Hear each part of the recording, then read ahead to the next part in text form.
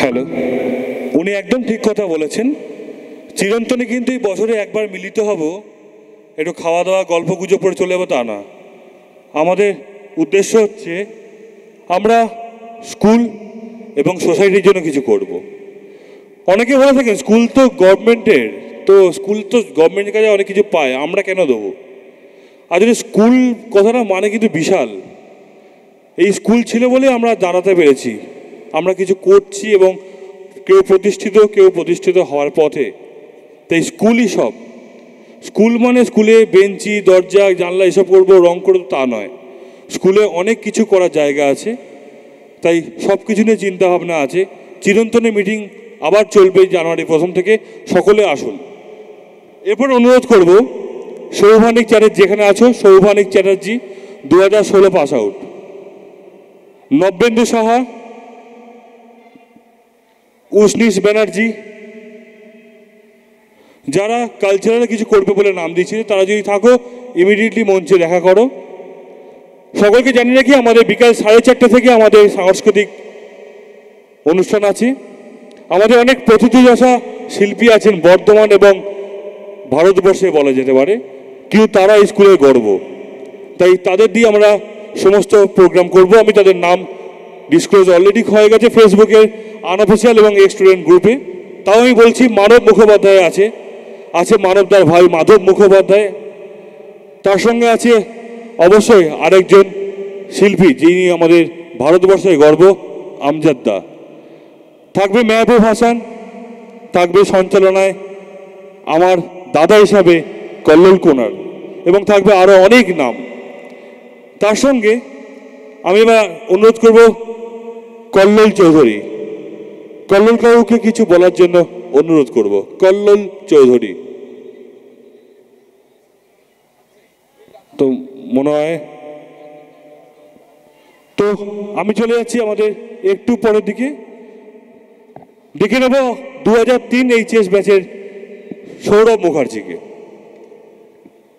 Sourav Mukherjee, doctor Suprakash রায়, সুমন্ত দা এবং শান্তন মুখার্জি, তার সঙ্গে ফুল ব্যাচ।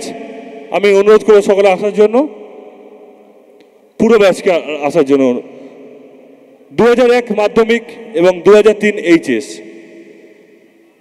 আমরা এই ব্যাচ থেকেই পেয়েছি আমাদের সমস্ত সাংস্কৃতিক যে কম্পিটিশন হয়েছিল তার সমস্ত প্রাইজ রয়েছে। আমরা তাদের হাতে মাইক তুলে দেবো তাদের স্মৃতিচারণা পর্বের জন্য।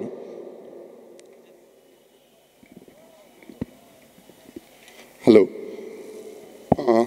আমি সুমন্ত দা, 2001 মাধ্যমিক 2003 এইচএস ব্যাচের। আমাদের ব্যাচের অনেকেই এসছেন আজকে। তো স্মৃতিচারণার মধ্যে স্কুলের অনেক ভালো কথা খারাপ কথা সব কিছুই থাকে। প্রথমে একটা ছোট কবিতা দিয়ে শুরু করা যাক। এই সময়ের পরিপ্রেক্ষিতে এই কবিতাটা খুবই প্রাসঙ্গিক। কবিতাটা তারাপদ রায়ের লেখা। আমাদের সর্বনাশ হয়ে গেছে। তারাপদ রায়।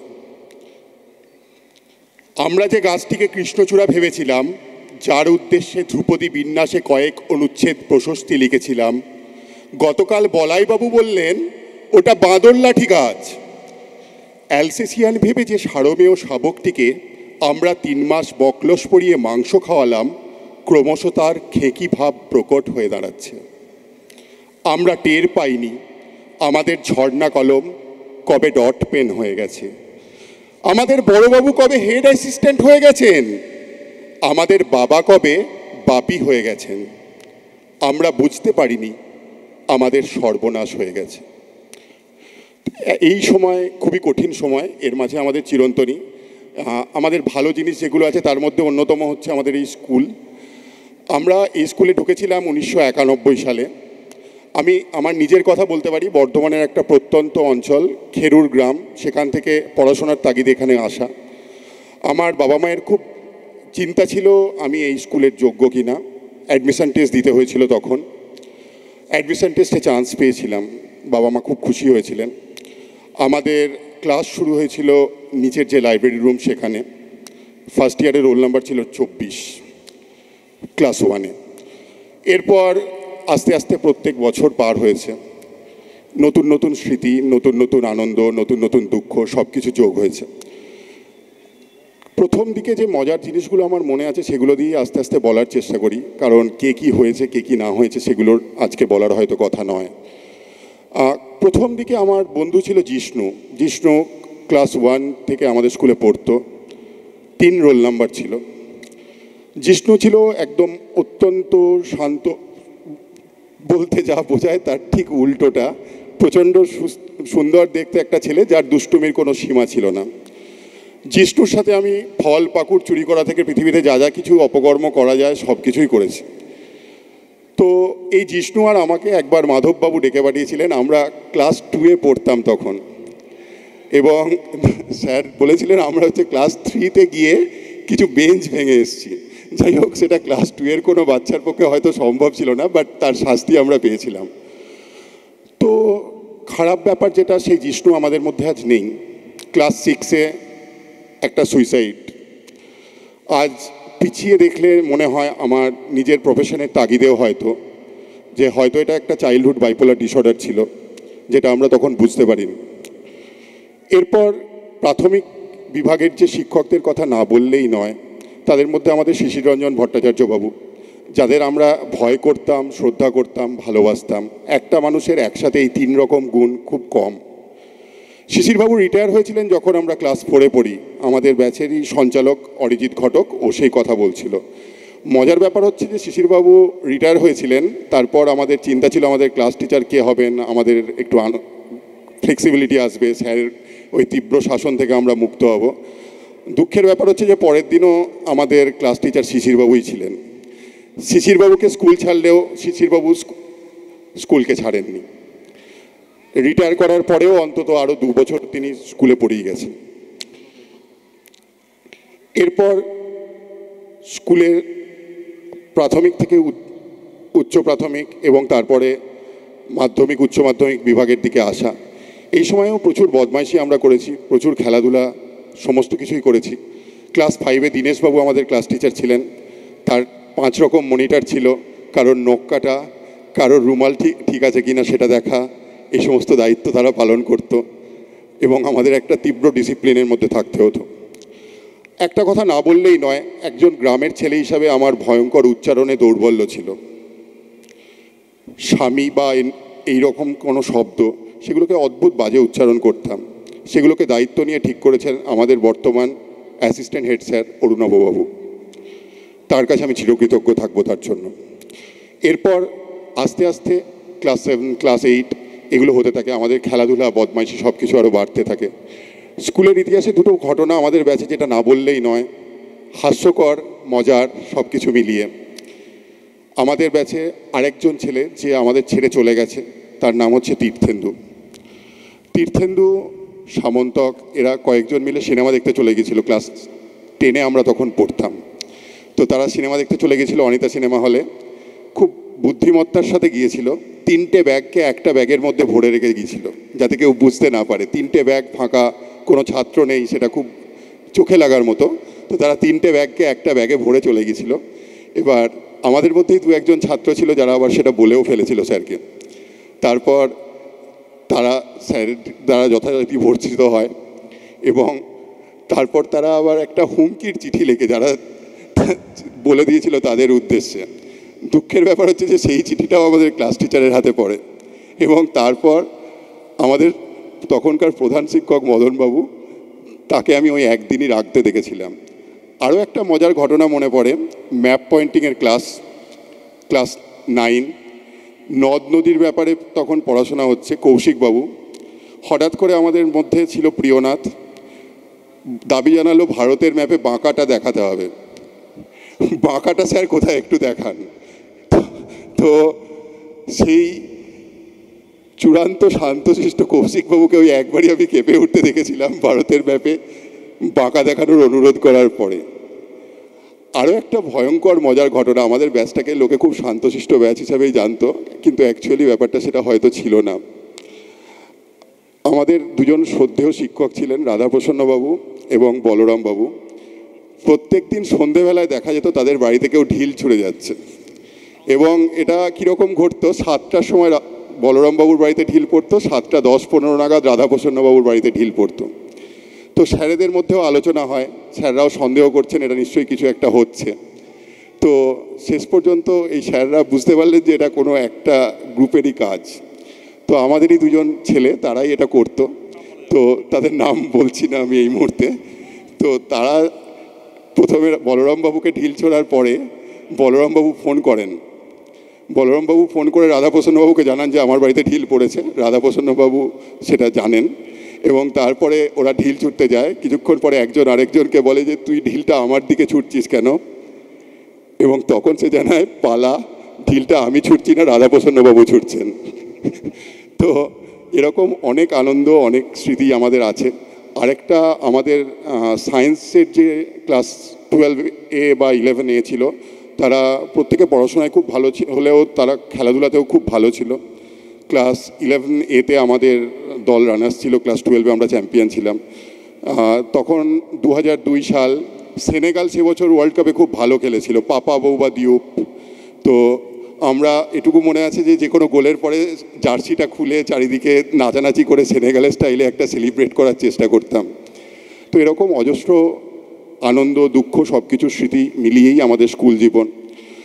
আমরা আজকে যে জায়গায় পৌঁছেছি তার প্রত্যেকটা প্রান্তেই হয়তো মিউনিসিপ্যাল স্কুলের অসাধারণ ভূমিকা। আমি একটা কথা বলার চেষ্টা করি মাঝে মাঝে যে we all live in a reflected glory. এই স্কুলের প্রত্যেকজন শিক্ষক বা প্রত্যেকজন ছাত্র আজ যে জায়গায় পৌঁছেছেন সেটা একটা বড় সূর্যের জন্য, যে সূর্যের নাম বর্ধমান মিউনিসিপ্যাল হাই স্কুল। ধন্যবাদ।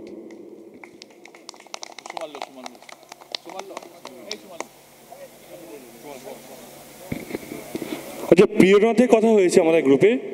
প্রিয়নাথের একটা কথা মনে পড়লো বলে বলছি। প্রিয়নাথ একটা কথা বলেছিল যে ফিজিক্স আর ম্যাথ আমার কাছে জল ভাত, কোনো টিচারের ক্ষমতা নেই আমাকে অত ভালো করে বোঝাবে। কিভাবে প্রমাণ দিয়েছিল বলে আমি খুব তাড়াতাড়ি প্রমাণ দেবো। সুনীলবাবুর ব্যাচে ঘটনা, একটি ম্যাথ কেউ পারেনি, হয়তো সুমন্তরা মনে আছে, কেউ পারছে না, মানে ওটা ছিল প্রমাণ, প্রুফ, কেউ পারেনি, ও করে একমাত্র ওই ছেলে করে দিয়েছিল। সবাই অবাক, সুনীলবাবু আরও অবাক, কী করে করলো? ওর সূত্র ছিল উভয় পক্ষকে 0 দিয়ে গুণ করে পাই, 0 = 0, আনসার মিলে গেছিল। আচ্ছা, এবার আমি অনুরোধ করবো ডক্টর সুপ্রকাশ রায়কে। নমস্কার। প্রথমেই বলি আমরা এখানে আজকে যতজন এসেছি আমাদের মধ্যে রত্নের সংখ্যা এত বেশি, তারা আজকে এতটাই দেশে বা বিদেশে যেখানেই হোক বা যেই চত্বরেই হোক তারা ব্যস্ত রয়েছে, তার জন্য তারা হয়তো উপস্থিত হতে পারেনি। আমাদের কিছুদিন আগে একটা রিউনিয়ন প্রোগ্রাম হয়েছিল, তাতে প্রায় 80 জন এসেছিল, কিন্তু আজকে তারা আসতে পারেনি। হয়তো নেক্সট টাইম আমাদের সবাই আসবে। অনেকেই বাইরে আছে, যেটা আমরা আগেই কথা বলছিলাম। আমার নাম সুপ্রকাশ হলেও আমি খুব ভালো বলতে পারি না, কিন্তু সুশ্রোতা বলা যায়। তা আমাদের এই বন্ধুদের সাথে আমার আলাপ, বা আমি একটু আমার কথাই যদি বলি, আমি ক্লাস 8-এ স্কুলে ভর্তি হই। তো ভর্তি হওয়ার পর কোনো বন্ধুদের সাথে সেভাবে আমার আলাপ ছিল না, কিন্তু এই মিউনিসিপ্যাল স্কুলের মাঠ আমার সাথে সবার বন্ধুত্ব করিয়েছিল ফুটবলের থ্রু দিয়ে। ফুটবল খেলতাম এবং আমার বন্ধুরা যারা ছিল তারাও ভীষণ ভালো ফুটবল খেলতো। এই খেলার মাঠেই তাদের সাথে আমার আলাপ এবং বন্ধুত্ব আরও গাঢ় হয়। তো এখন কিছুক্ষণ আগেই শীর্ষেন্দু বাবুদের ব্যাচ বা আগের কথা যাদের শুনছিলাম তারা অনেক ভালো ভালো কথা বলে গেছে, তাই আর সবই কমন হয়ে যাচ্ছে। তা আমি একটু অন্য জায়গায় বলি যে যখন এই স্কুলে ভর্তি হলাম, আমি তার আগে একটা ইংলিশ মিডিয়াম স্কুলে পড়তাম, তাই এই স্কুলে আসার পর আমার একটু সমস্যা হচ্ছিল, কিন্তু বন্ধুরা এতটা বেশি আমায় কাছে টেনে নিয়েছিল যে তারপরে মনে হয়েছিল যে হয়তো ভাগ্যে এটাই, যদি এই স্কুলটা আগে থাকতো তাহলে হয়তো অনেক বেশি কিছু পেতাম। আজকে আমরা অনেক বন্ধুদের কথা সুমন্ত বলে গেল, তীর্থেন্দু বা জিষ্ণু, কিন্তু আরও আমাদের 1-2 জন বন্ধুকে আমরা হারিয়েছি। তার মধ্যে একজন আছে তমাল। তমালকে আমরা খুব কাছে থেকে পেয়েছি, কিন্তু আমরা পড়াশোনার সময় তারও একটা দুর্ঘটনা হয়, বা যাই হোক, তাকে আমরা আজকে খুব মিস করি, বা সবসময় কথা হয়।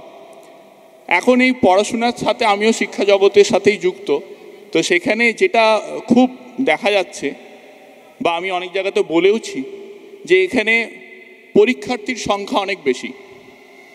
পরীক্ষার্থীর সংখ্যা যদি প্রত্যেক পরীক্ষায় দেখা যায় হাজার হাজার পরীক্ষার্থী, কিন্তু সত্যি কথা বলতে শিক্ষার্থীর সংখ্যাটা কমে যাচ্ছে। সেটা কিন্তু সত্যি কথা বলতে আমাদের মিউনিসিপ্যাল স্কুলে কিছু শিক্ষার্থী আছে যারা সত্যিকারের শিখতে আসে, পরীক্ষা তো সবাই দেয়, আমরা পরীক্ষক যারা পরীক্ষা নিই, কিন্তু যদি শিক্ষকের কথা বলা হয় তাহলে কিন্তু মিউনিসিপ্যাল স্কুল, যেখানে শিক্ষকরা থাকে যারা শেখায়। আমরা শিখেছি বলে আজকে কোথাও একটা সুপ্রতিষ্ঠিত হয়েছি, সমাজের কিছু কাজ করছি, আরও সব বন্ধুরাই আমাদের সবাই আজকে সুপ্রতিষ্ঠিত, সবাই নিজের নিজের জগতে সেরা। তাই আমরা যেভাবে স্কুলে আসি বা স্কুলকে যেভাবে আমরা চাই সেইভাবেই পাই, এবং রিইউনিয়নের থ্রু দিয়ে আমরা আরও ক্লোজ হতে পারছি, আরও অন্যান্য ব্যাচদের সাথে মিশতে পারছি বা জানতে পারছি, যেটা জানার সুযোগ হয় না। তার জন্য আমাদের যারা সংগঠক বা যারা এখানে অর্গানাইজার তাদেরকে তো আমরা ধন্যবাদ দেবই, এবং আমাদের ব্যাচের পক্ষ থেকে তাদেরকে আমরা কুর্নিশ জানাই। তার মধ্যে আমাদের অরিজিৎ রয়েছে, রাধা গোবিন্দ, আরও অনেক জুনিয়র ছেলেরা রয়েছে যারা খুব ভালো করে এটা আয়োজন করেছে। পরের বারে হয়তো গ্যাদারিং আরও বেশি হবে।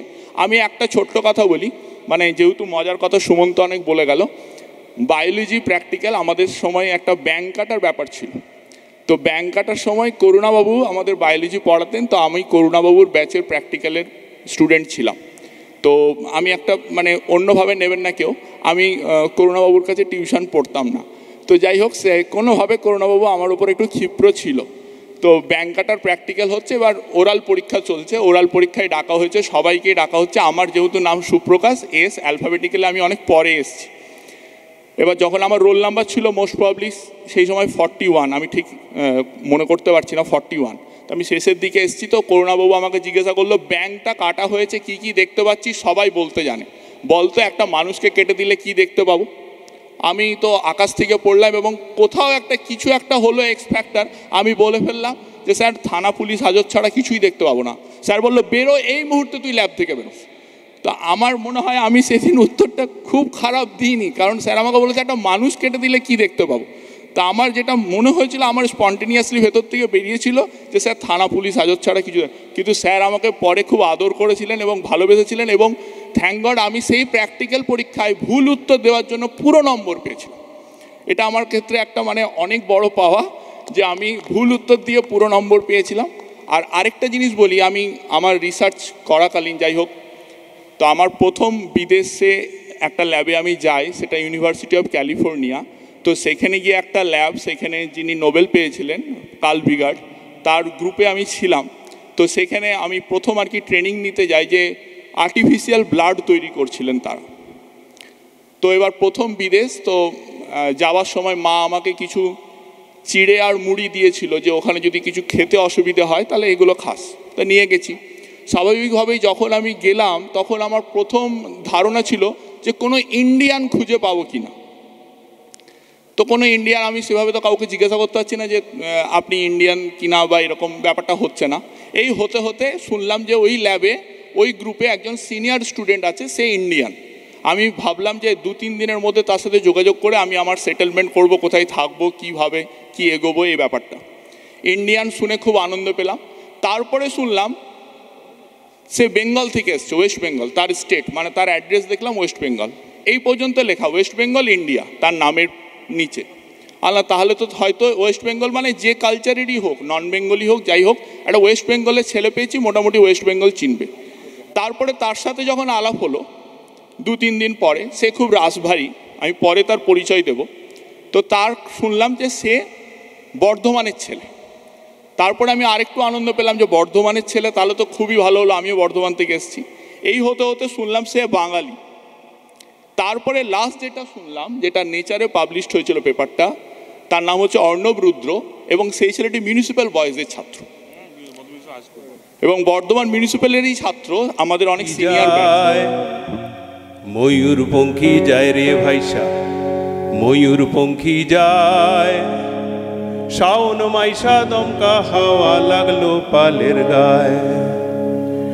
ময়ূরপঙ্খী যায় রে, হাততালি। ময়ূরপঙ্খী যায় রে ভাইসা, ময়ূরপঙ্খী যায়, ময়ূরপঙ্খী যায় রে ভাইসা, ময়ূরপঙ্খী যায়, শাওন মাইশা দমকা হাওয়া লাগলো পালের গায়ে। আরে হেইয়া রে হেইয়া, হেইয়া রে হেইয়া, সবাই হেইয়া রে হেইয়া, হেইয়া রে হেইয়া। ময়ূরপঙ্খী যায় রে ভাইসা, ময়ূরপঙ্খী যায়, ময়ূরপঙ্খী যায় রে ভাইসা, ময়ূরপঙ্খী যায়, শাওন মাইশা দমকা হাওয়া লাগলো পালের গায়ে। আরে হেইয়া রে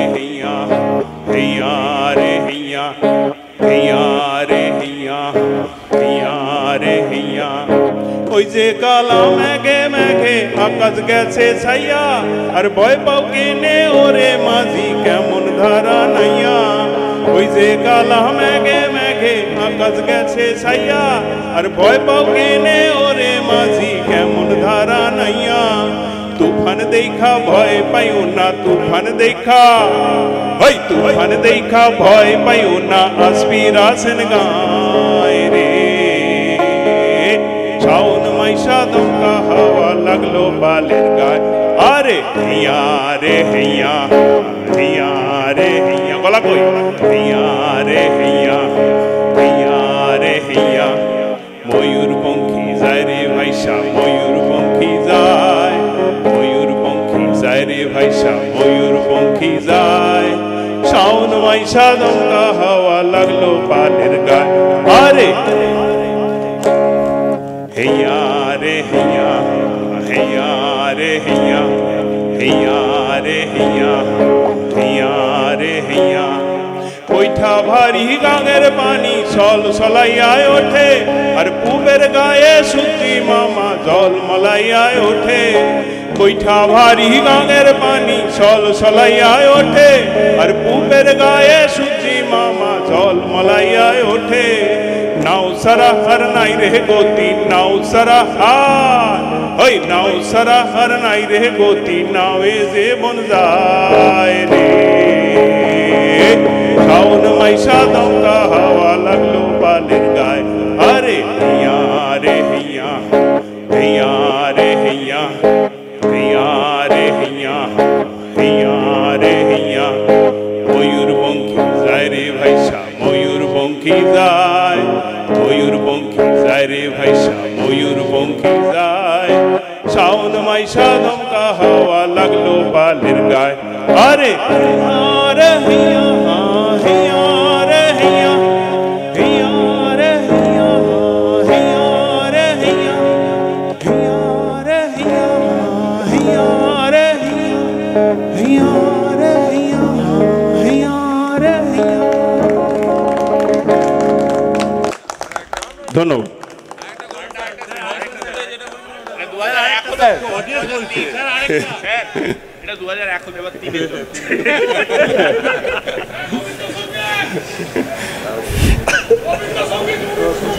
রবীন্দ্রসঙ্গীত এই সবার সামনে গাওয়ার মতো আমার সাধ্য নেই।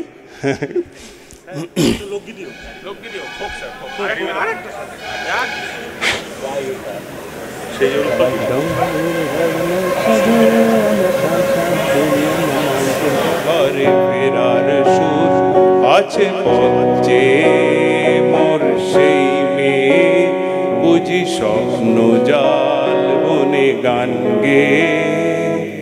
মেলার রাস্তা ধরে মেয়ের দল যেত কাকন বাজিয়ে পায়ের উপর মল, আহা তাদের গান করে ব্যাকুল প্রাণ কার, স্মৃতির পাতায় ঝরে অশ্রু জল। হায় কোন সুদূর সেই স্বপ্নপুর, মোর মন যে গায় ঘরে ফেরার সুর আছে পথে মোর সেই মেয়ে, বুঝি স্বপ্ন জাল বনে গান গে। চিন্তাহীন সেই সুখের দিন কেন আমার চিত্তে আজও বাজায় বিন, সেই সালের মন কোন ঘরের কোন, কার নিবিড় বক্ষে মন অন্তরীণ। হায় কোন সুদূর সেই স্বপ্নপুর, মোর মন যে গায় ঘরে ফেরার সুর আছে পথে মোর সেই মেয়ে, বুঝি স্বপ্ন জাল বনে গান গে। Down the way where the nights are gay and the sun shines daily on the mountain top, I took a trip on a sailing ship. When I reached Jamaica, I made a stop, but I'm sad to say I'm on my way. I won't be back for many a day. My heart is down, my head is turning around. I had to leave a little girl in the Kingston town.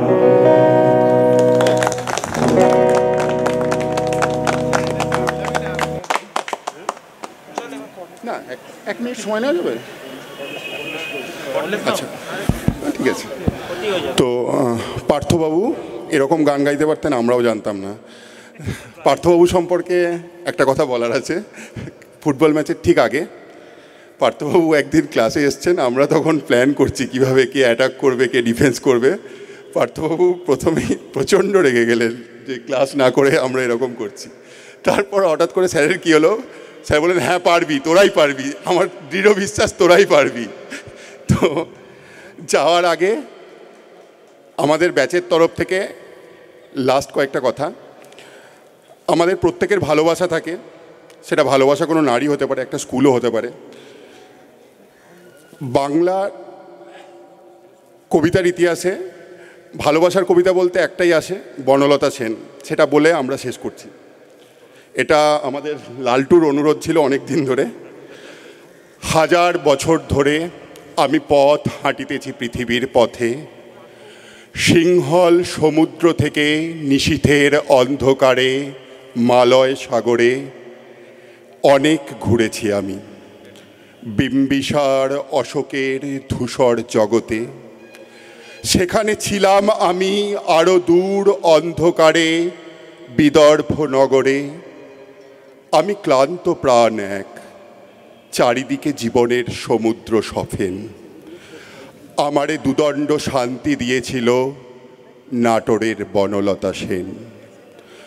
চুলতার কবেকার অন্ধকার বিদিশার নিশা, মুক্তার শ্রাবস্তির কারুকার্য, বহুদূর সমুদ্রে হাল ভেঙে যে নাবিক হারায়েছে দিশা। সবুজ ঘাসের দেশ যেমন সে চোখে দেখে দারুচিনি দ্বীপের ভিতর, তেমনি দেখেছি তারে দূরে অন্ধকারে। বলেছে সে এতদিন কোথায় ছিলেন, পাখির নীরের মতো চোখ তুলে নাটোরের বনলতা সেন। সমস্ত দিনের শেষে শিশিরের শব্দের মতন সন্ধ্যা নামে, ডানার রৌদ্রের গন্ধ মুছে ফেলেছিল। পৃথিবীর সব রং শেষ হয়ে গেলে পাণ্ডুলিপি করে আয়োজন, তখন গল্পের তরে জোনাকির রঙে ঝিলমিল। সব পাখি ঘরে আসে, সব নদী একটা রিউনিয়ন করতে চাই, চিরন্তনীকে বাঁচিয়ে রাখবো। আমরা বলি তোরা যদি বাঁচিয়ে রাখতে পারিস, মানে আমরা না, প্রথমে অশোকবাবু এবং প্রসন্নবাবু ওদের পারমিশন দেন, তোরা কর বাবা, বাঁচিয়ে রাখ। ওরা বলে এটা আমাদের বাঁ হাতে খেল, এবং সত্যি যেটা করে দেখিয়েছে ওদের তিনজনকে, আমরা বড় হয়েও ওদের তিনজনকে একটা কুর্নিশ জানাই, একটা জোড়া হাততালি হোক।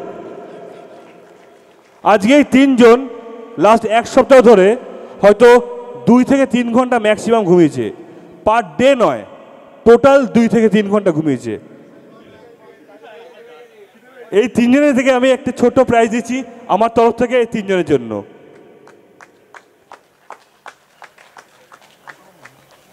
না, এবারে প্রভাস রঞ্জন বাবুকে আমি রিকোয়েস্ট করব হাস্যকৌতুক পরিবেশন করার জন্য।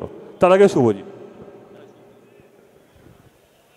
সকলকে নমস্কার। আমি বেশিক্ষণ কিছু নেব না, শুধু দুটো কথা বলবো যে এই তিনজন নয়, এই টিমটা অনেকটা বড়, আমরা ইউনাইটেড। এরকম নয় যে আমরা তিনজন কাজ করেছি। অরিজিৎদা অনেকটা বেশি বলে দিল। আপনাদের প্রত্যেককে ধন্যবাদ, আপনাদের প্রত্যেকের সাজেশনগুলো আমাদের দিয়ে যাবেন পরবর্তী বছর অনুষ্ঠানটাকে আরও বেশি করে সফল করার জন্য।